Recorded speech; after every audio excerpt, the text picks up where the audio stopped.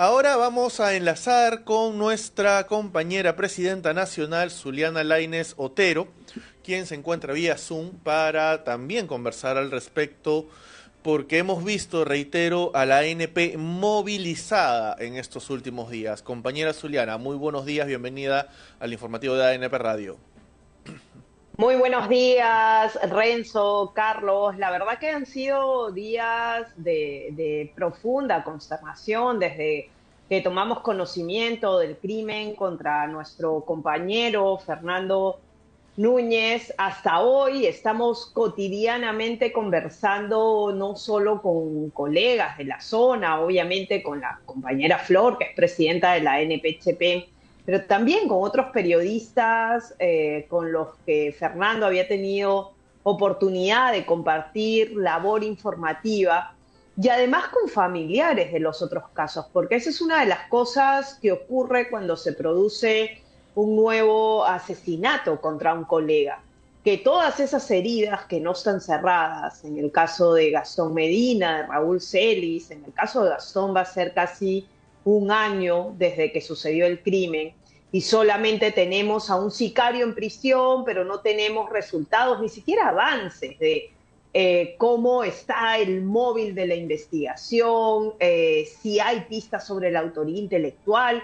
Esa es una de las cosas que nosotros y nosotras como gremio reclamamos cotidianamente. No queremos interferir, por supuesto, en las investigaciones que llevan adelante los operadores del sistema de justicia. Entendemos que hay información que no se puede hacer pública en medio de un proceso de investigación, pero las familias necesitan información, necesitan saber qué está fallando, qué es lo que está generando una demora, como en el caso de Gastón Medina. Ya el 20 de enero será un año del crimen, y reitero, el crimen sigue, por lo menos desde la mirada externa, sigue congelado, ¿no? No hemos tenido ningún dato más, ninguna rendición de cuentas sobre cómo van esos procesos. Pasa lo mismo y quizás con mayor gravedad en el caso de Raúl Celis, porque una de las cosas que hay que decir es que el caso del compañero Raúl fue asumido inicialmente por una fiscalía penal, no fue asumida por una fiscalía de derechos humanos. En el caso de Fernando Núñez hemos escuchado hace muy poquito a un mando policial decir de que ya están en contacto con la Fiscalía de Derechos Humanos. Eso, en medio de toda la situación, creo que da un 0,1% de certidumbre de que por lo menos este caso no va a partir mal, ¿no? No va a partir con una fiscalía penal al frente, sino que vamos a poder tener la posibilidad, como se dio con Gastón Medina, que desde el minuto uno sea una fiscalía de derechos humanos la que asuma el caso. ¿Y esto por qué es importante? Porque las fiscalías de derechos humanos tienen protocolos específicos para tratar los casos de defensor de defensores. Los periodistas somos defensores de defensores y hay protocolos importantes que estas fiscalías ponen en marcha cuando inician investigaciones. Para nosotros y nosotras gremialmente y desde la ANP, que es la casa gremial de Fernando, una de las cosas fundamentales es que se priorice la pista profesional. Nosotros no somos fiscales, no somos policías, no podemos decir, oye, el móvil del crimen fue este o los responsables son estos, pero sí tenemos el deber de exigirle a los operadores de justicia que cada vez que se asesine un periodista se priorice la pista profesional. Y eso pasa por cuestiones hasta muy básicas, ¿no? O sea, si nos damos cuenta, hace algunos minutos estuvo con ustedes la compañera Flor Armas, presidenta de la NPHP, les ha pasado al compañero Renzo y al equipo de la Oficina de Derechos Humanos, a mí como presidenta de la ANP y a varios otros colegas que están siguiendo la pista informativa de este crimen. Creo que no cuesta nada dedicar unos minutos, y esto va a los operadores de justicia, que muchas veces para no meterse en complicaciones descartan de plano el móvil profesional y se van por otras vías que son a veces que hace a los casos mucho más fáciles, entre comillas, de cerrar, ¿no? En este caso, como en el de Gastón y en el de Raúl, nosotros no vamos a aceptar bajo ningún punto de vista que se intente imponer de que esto es parte de la inseguridad ciudadana, ¿no? Ustedes mismos lo han dicho, lo hemos repetido en varios espacios. Aquí el robo, ni en el caso de Fernando ni en los anteriores casos, el robo ha sido el móvil. No les han quitado ni los vehículos donde se trasladaban, ni en el caso de Gastón Medina. Recordemos que él se iba a subir a una unidad móvil justamente hacia el mediodía para ir a su programa de radio, fue atacado por un sicario. Ni en el caso de Raúl Celis, temprano iba a un puesto de periódicos y retornaba a la mototaxi para dirigirse a la cabina de radio, iniciar su jornada informativa, atacado por un sicario. Y ahora el caso de Fernando y su hermano, que retornaban de una cobertura informativa y que son interceptados en la Panamericana Norte y atacados por un sicario. Compañera Zuliana. A ninguno les roban nada. O sea, el móvil del robo es insostenible. Claro. Compañera Zuliana, aquí una pregunta importante. ¿Y cómo entender o cómo interpretar este hecho, ¿no? De que en estos 3 casos los asesinos hayan sido sicarios. O sea, estamos hablando de sicariato.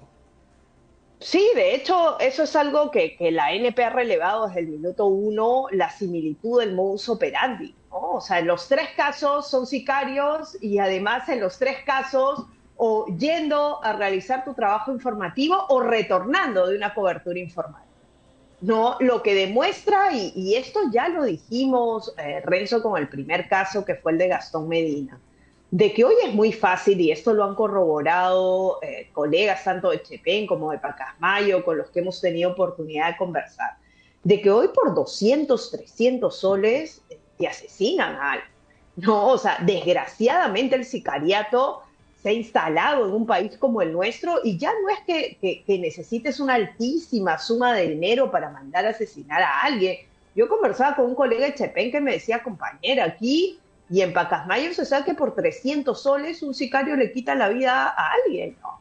Entonces estamos en una situación, y por eso la exigencia de que se priorice la pista profesional, en la que yo no voy a hacer acusaciones directas, voy a poner, porque creo que sería irresponsable también de mi parte, siendo presidenta de una institución, pero pongo las cosas sobre la mesa, ¿no? O sea, lo primero es, ¿qué estaba investigando Fernando? ¿De qué estaba hablando Fernando? Y lo decía hace un momento, lo hacemos nosotros como periodistas. ¿Cómo no se lo vamos a exigir a un operador de justicia que lleva adelante una investigación? Que revisen el portal informativo del compañero Fernando, que revisen de qué estaba hablando en las últimas semanas. Nosotros mismos hemos podido corroborar que sus críticas eran fuertes hacia la autoridad local de Guadalupe, que él criticó el nivel de ejecución de la obra de construcción del estadio de la localidad, hizo críticas fuertes a los contratistas de este estadio.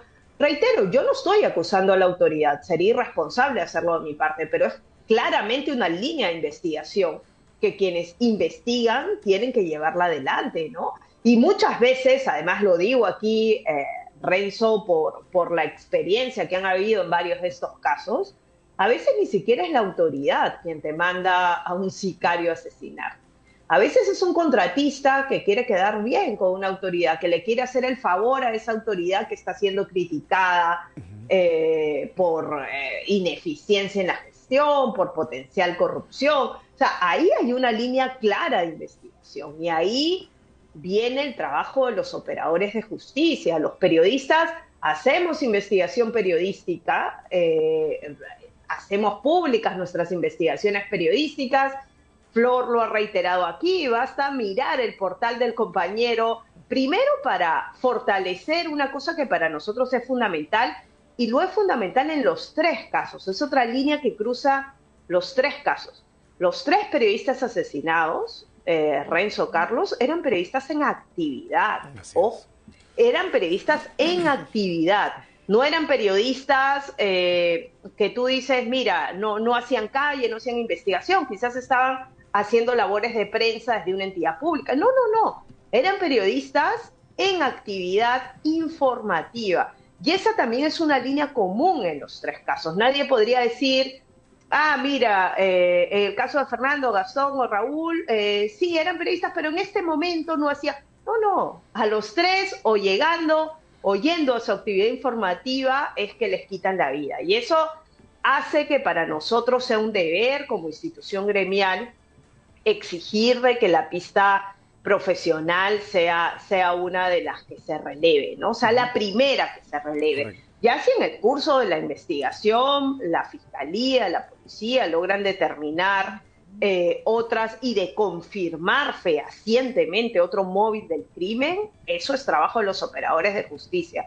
A nosotros como institución gremial nos toca velar para que se priorice esta pista, vigilar para que la investigación se dé adelante en tiempos prudentes, que no tengamos que esperar 18 meses o 30 años, como ha pasado con varios crímenes de nuestros colegas en la época de la violencia. Nos toca exigir celeridad y sobre todo que haya independencia en las investigaciones, y por eso desde el minuto 1 nos sumamos al pedido que hizo uno de los hermanos de Fernando y de David, que hoy se debate entre la vida y la muerte en Trujillo, para que las investigaciones no se queden en Guadalupe, para que el hermano nos decía, no hay ni la capacidad técnica ni la garantía de independencia en Guadalupe para que la investigación prospere.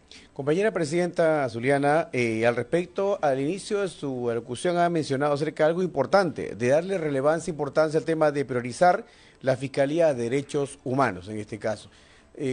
¿Usted demandaría, compañera, o plantearía en todo caso a qué autoridad e instancia para que se tenga esta priorización de la Fiscalía de Derechos Humanos? Sí, Carlos, a ver, nosotros ya con el asesinato de Gastón Medina y de Raúl Celis tuvimos oportunidad, tanto la Asociación Nacional de Periodistas, el Consejo de la Prensa Peruana y el Instituto Prensa y Sociedad, de reunirnos en su momento con la doctora Kiko, que es la coordinadora de las Fiscalías de Derechos Humanos en el país. Y una de las cosas que le dijimos, ella pudo ponernos en contacto en esta reunión con la fiscal que desde Ica llevaba el caso de Gastón Medina y desde Iquitos llevaba el caso de Raúl Celis, y lo que le dijimos fue, esperamos que puedan actuar, no queremos inmiscuirnos en las investigaciones de los operadores de justicia, pero sí es nuestro deber exigirles que informen periódicamente de las investigaciones, por lo menos a las familias, ¿no?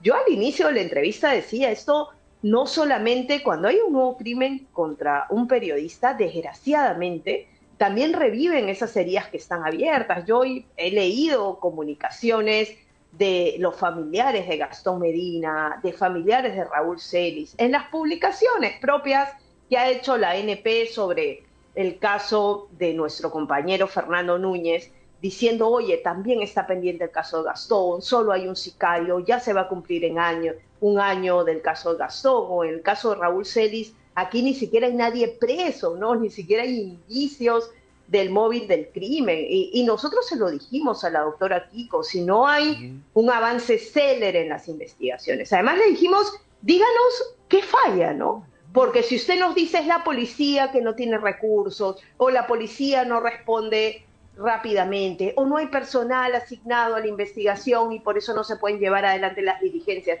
díganoslo, porque al final las instituciones de prensa pueden decir, oye, las fiscalías de derechos humanos están haciendo lo imposible por sacar esto con celeridad, pero el problema está en la policía, ¿no? O al revés, o sea, si desde las fiscalías de derechos humanos no hay recursos para llevarlo adelante, no hay personal, díganlo, pero si no tenemos información, lo que tienes son estos niveles de frustración que hay en la familia porque los casos se ven marcados por la impunidad. Así que eso, Carlos, nosotros nos reunimos en su momento con la doctora Kiko y una de las cosas que le dijimos fue, esperamos que estas investigaciones sean céleres, porque lo que no queremos es venir aquí por un nuevo periodista asesinado. Y lamentablemente lo que estamos teniendo ahorita es un nuevo caso de un periodista asesinado. Compañera Zuliana, entrando en un plano un poco más gremial, porque creo que también es importante en este espacio visibilizarlo, sí, la ANP a nivel nacional se está movilizando, pero también se ha visto una importante acción desde las filiales en estos días allá en Guadalupe. Sí, a ver, Renzo, la ANP es una, ¿no? O sea, no hay una ANP Lima y una ANP Regiones. La ANP es una a nivel nacional. Son sus filiales, son sus bases, son sus afiliados. Y tú lo decías bien cuando empezabas la entrevista con Flor Armas. O sea, la ANP lo que demuestra cada vez que hay casos de esta gravedad es que es una institución que está viva, ¿no? Una institución que está viva y que sí, muchas veces a nosotros como miembros del buró nos toca poner la cara, dar la relevancia, pero al caso a nivel nacional, Flor lo decía bien, creo que la respuesta de los organismos internacionales ante este caso, y yo lo subrayo, Renzo, no solo porque por la responsabilidad que uno tiene como dirigentes nacionales de la ANP, sino por la eficacia de tener filiales que apenas sucedió este hecho, de inmediato están en contacto con la dirigencia nacional. Y fue la ANP la que lanzó la voz de alerta institucionalmente sobre el caso del compañero Fernando. Fue la ANP la que dijo, oye, ha ocurrido esto, hemos hablado con la gente en la zona, y hay que reconocer que la respuesta de instancias internacionales fue casi inmediata, ¿no? La Relatoría para la Libertad de Expresión de la Comisión Interamericana, la Asociación Internacional de Radiodifusores, la Federación Internacional de Periodistas, el Alto Comisionado de Naciones Unidas en el tema de derechos humanos en Perú también tuvo una reacción inmediata, sabemos, porque además han informado a la ANP de que ellos han alertado al mecanismo de defensor de defensores sobre este caso.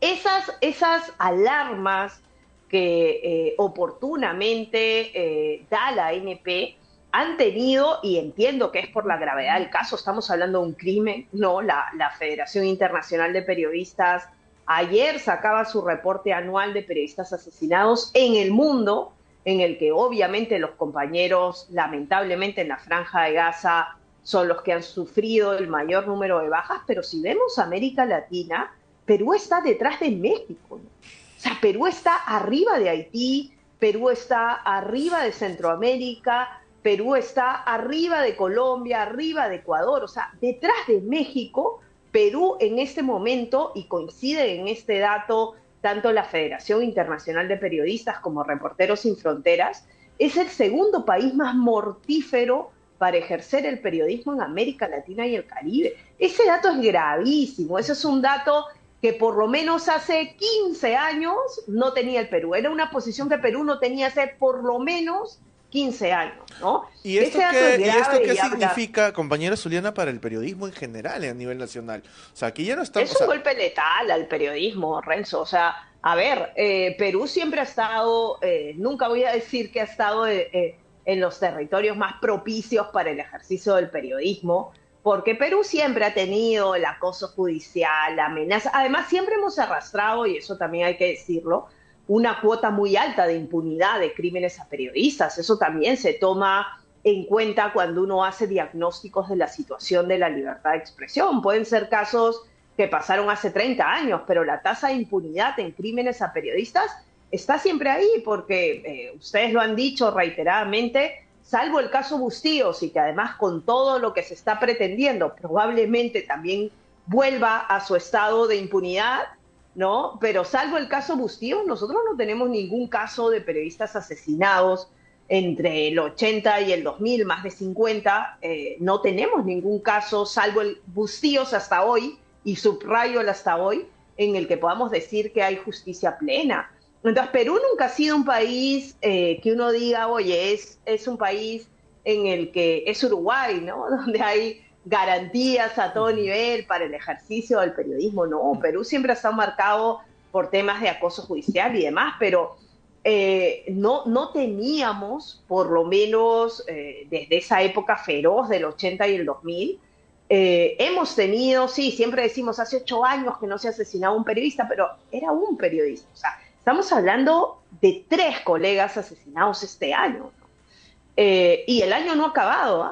El año no ha acabado, y lo digo con toda la alerta que esto puede significar, porque nosotros estamos entrando en un contexto electoral que pone en el foco a los periodistas, porque cuando tienes una toma de las instituciones en el plano del gobierno central y demás, lo que tienes es el periodismo como desfogue para todo lo que es información que pueda revelar potenciales hechos de corrupción. Es el periodismo el que hace destapes de aquella gente que aspira a hacerse del poder vía elección popular. Entonces se vuelve el periodismo más incómodo que nunca.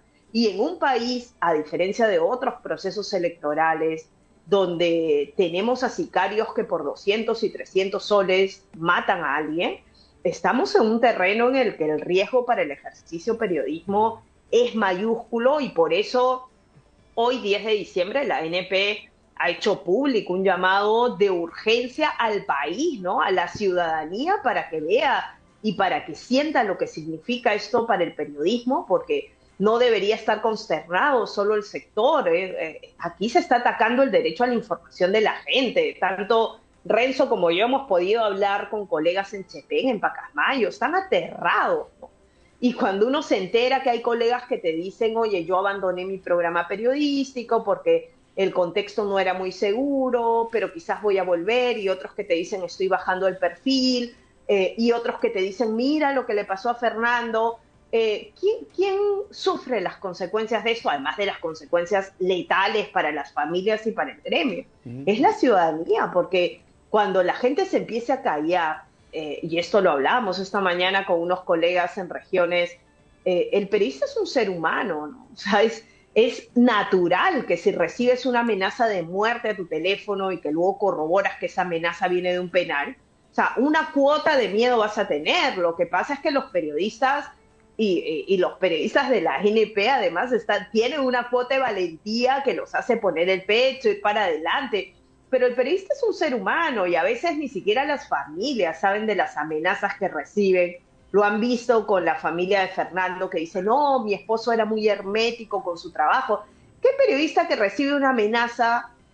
Alguno habrá, pero la mayoría les aseguro que no va y se lo cuenta a su familia, porque sabe que la familia se pondrá nerviosa, que le dirán, deja eso. Generalmente se lo cuenta a su colega. Nosotros siempre pedimos que se lo cuenten al gremio, porque de alguna forma podemos empezar a articular también nuestros protocolos de protección y autoprotección, encender las alarmas en determinadas zonas, pedirle a nuestros colegas que reporten sus movimientos, las cosas raras que ven en su accionar, aunque sean mínimas.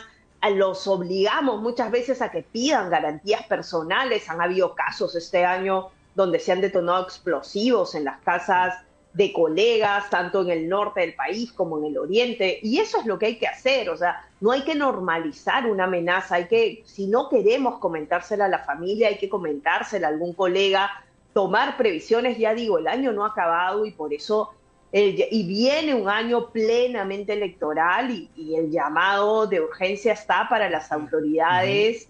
Hay que investigar estos casos con celeridad.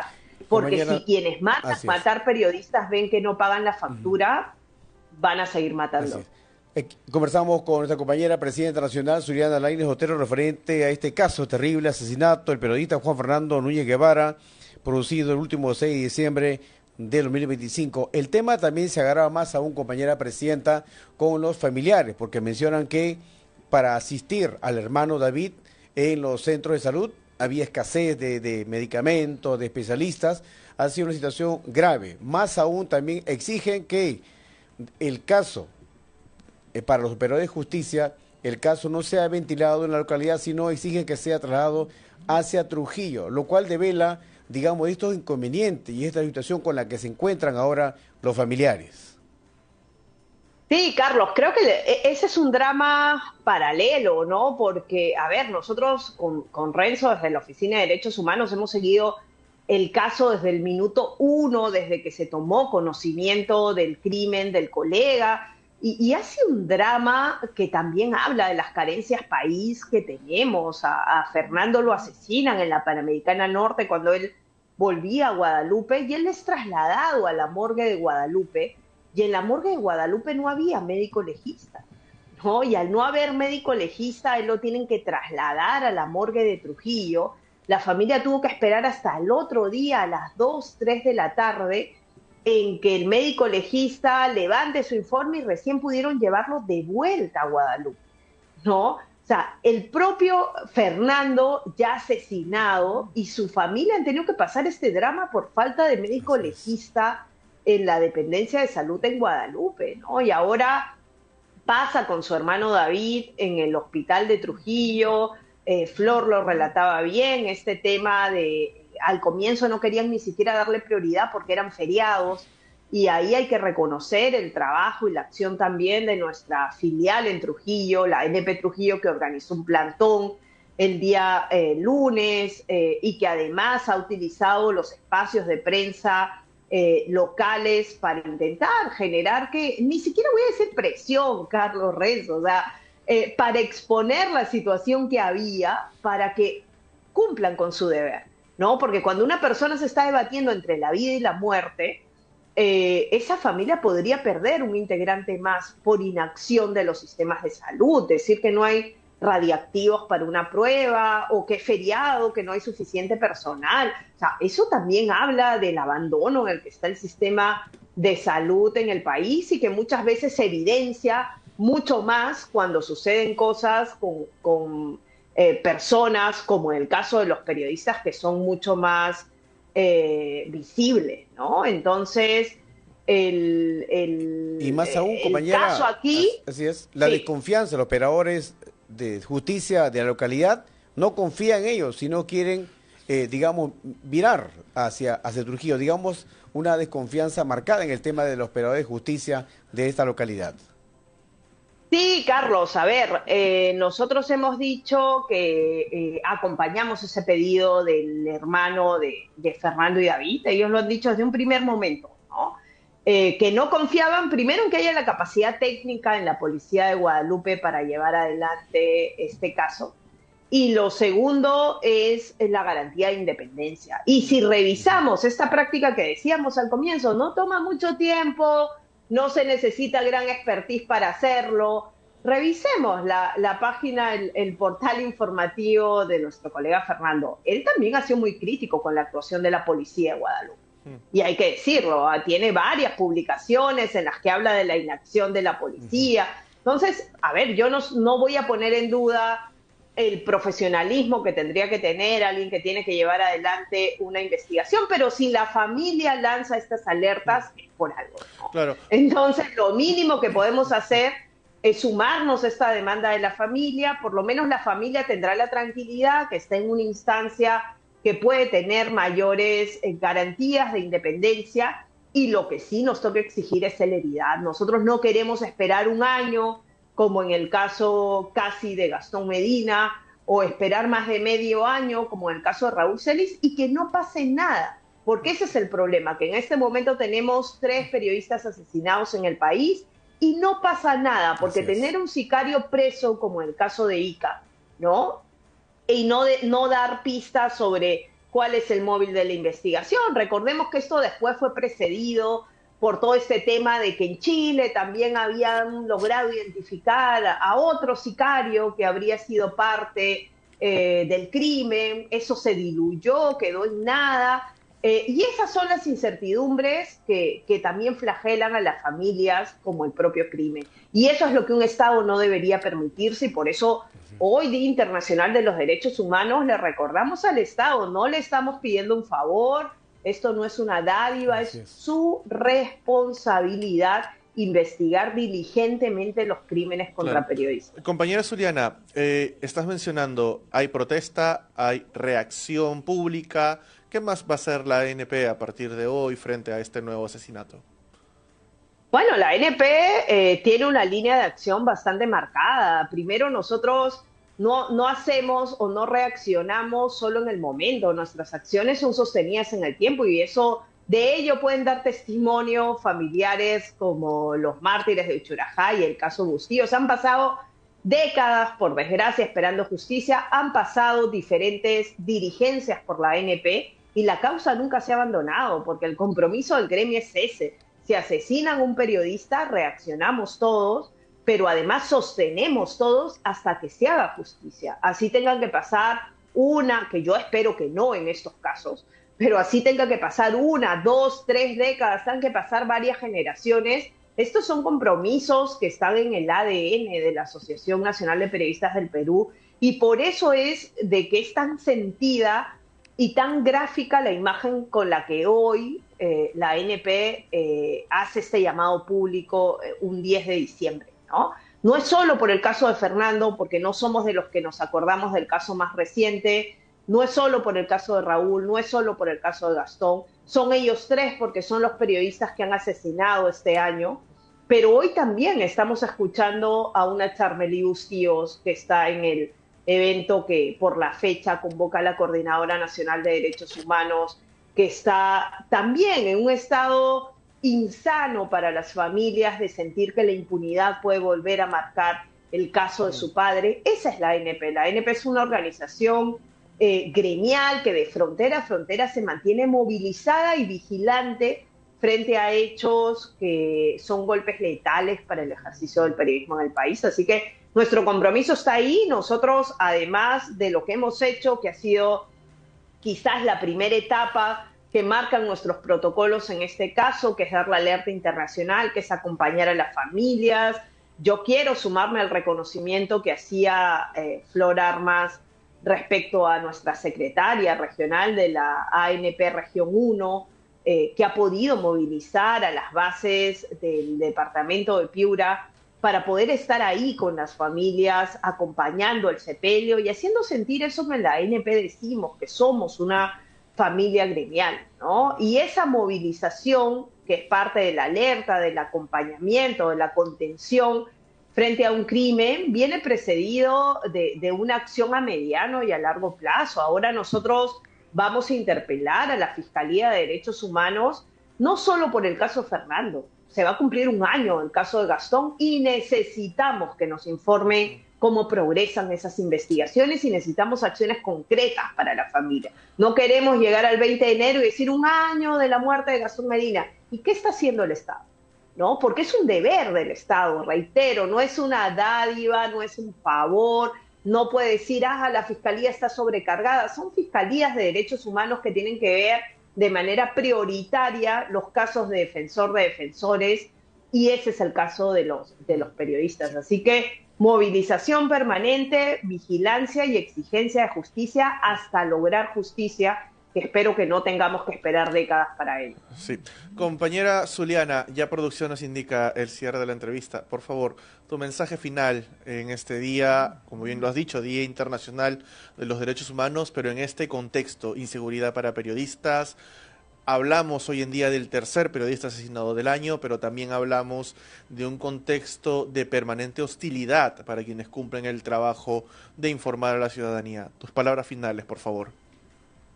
Sí, Renzo, Carlos, estamos a muy pocos días de que la ANP presente su informe anual de agresiones a la prensa. Creo que los números que van a presentar, que no son números, que están acompañados de historias, de vidas, de trabajo de nuestros colegas que intenta ser truncado desde o los poderes públicos o de actores privados o el crimen organizado, que hoy también hay que voltear la cabeza frente a situaciones como las que se viven en Madre de Dios y demás.